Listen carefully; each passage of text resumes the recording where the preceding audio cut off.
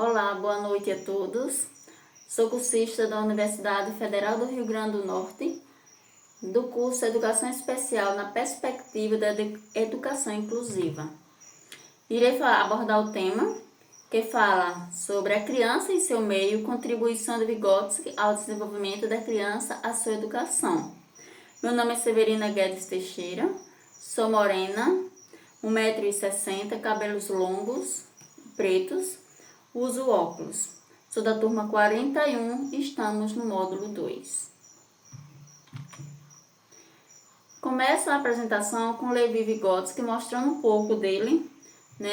Foi um psicólogo bielorrusso que realizou diversas pesquisas na área do desenvolvimento da aprendizagem e do papel do preponderante das relações sociais. E hoje ele vem falar sobre o desenvolvimento da criança. A criança em seu meio, contribuição de Vygotsky ao desenvolvimento da criança e à sua educação.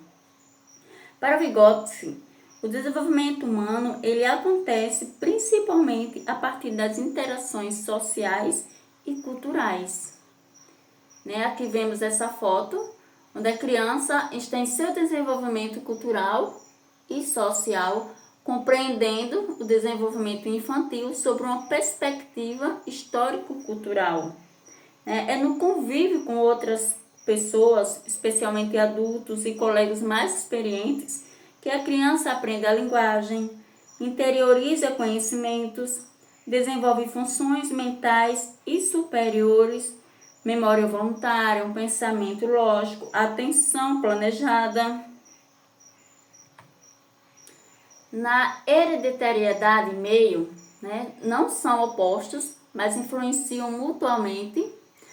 A hereditariedade define possibilidades e o meio favorece condições para desenvolver essas possibilidades. Vygotsky ele propõe que as funções mentais e superiores se desenvolvem primeiro no plano social, interpsicológico, e depois no plano individual intrapsicológico. Exemplo, uma criança aprende a resolver um problema com a ajuda de um adulto. Com o tempo, ela internaliza essa estratégia e passa a resolvê-la sozinha. No papel relativo do meio, Vygotsky vem mostrar que o meio não é absoluto, é relativo ao desenvolvimento da criança. O mesmo estímulo pode ter efeitos diferentes conforme a idade. Por exemplo, a linguagem para um bebê é diferente da linguagem para uma criança de 7 anos.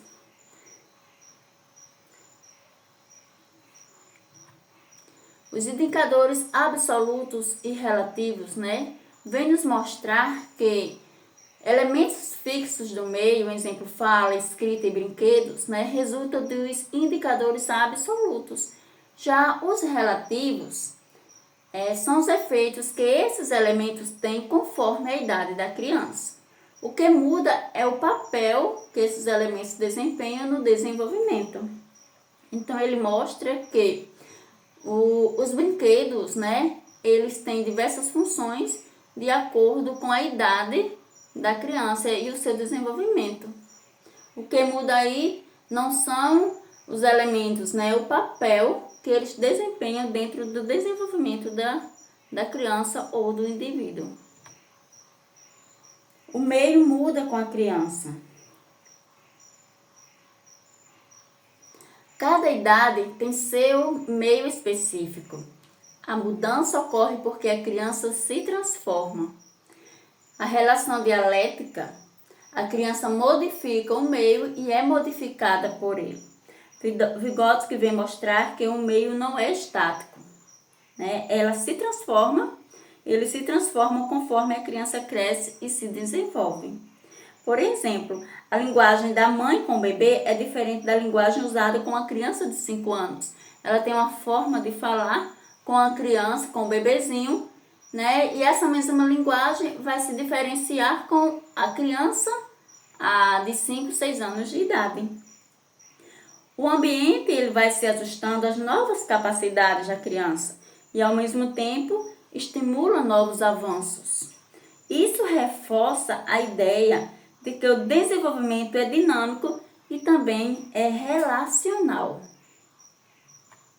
Nós vemos aqui os estágios do desenvolvimento. Vygotsky fala em idades ou fases com características próprias. Ele vem dizer que há crises do desenvolvimento. 1 ano, início da fala. 3 anos, afirmação do eu. A criança passa a dizer quem sou eu. Aos 7 anos, é a entrada na vida escolar. Adolescência, formação de conceitos, de personalidades, de descobertas. Então, para Vygotsky, ele identifica esses períodos como críticos do desenvolvimento, chamados de estágios ou fases evolutivas. Em cada estágio surgem novas necessidades, novos interesses e formas de relação com o meio. Esses estágios, eles também são marcados por conflitos, superações, reorganização das funções psíquicas, potencial de aprendizagens específicos ligados ao ZDP, Então, Vygotsky vem afirmar que a criança ela vai mudando de fases com o decorrer dos anos, do seu desenvolvimento. Método da unidade de análise.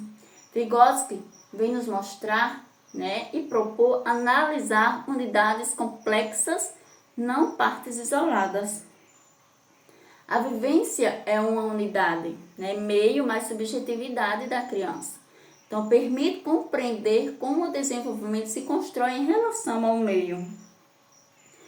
Ele propõe estudar o comportamento em sua totalidade funcional e não dividido em partes isoladas, como a memória ou a atenção sozinhas.